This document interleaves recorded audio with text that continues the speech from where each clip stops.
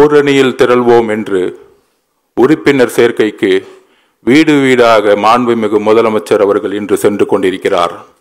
ஆனால் சிவகங்கை மாவட்டத்தில் தந்தை இல்லாமல் ஒரு தாயின் வளர்ப்பில் வளர்ந்து இந்த அரசு விற்கக்கூடிய டாஸ்மார்க்கில் மதுவை அருந்தக்கூடிய இளைஞரா, இல்லை போதைக்கு அடிமையான இளைஞரா? அந்த இளைஞர் தேர்ந்தெடுத்த வாழ்க்கை இந்து அறநிலைத்துறை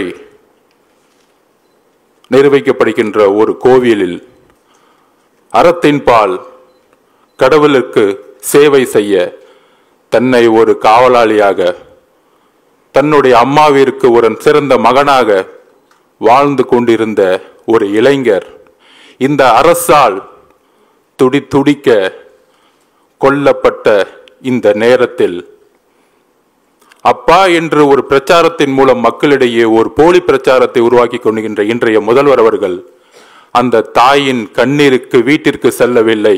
ஒரே தலைவர் தாயின் கண்ணீருக்கு வீட்டிற்கு சென்றார். மாண்புமிகு முதலமைச்சர் அவர்களே, எங்களுடைய தலைவர் உறுப்பினர் சேர்க்கைக்கு வீடு வீடாக செல்லவில்லை.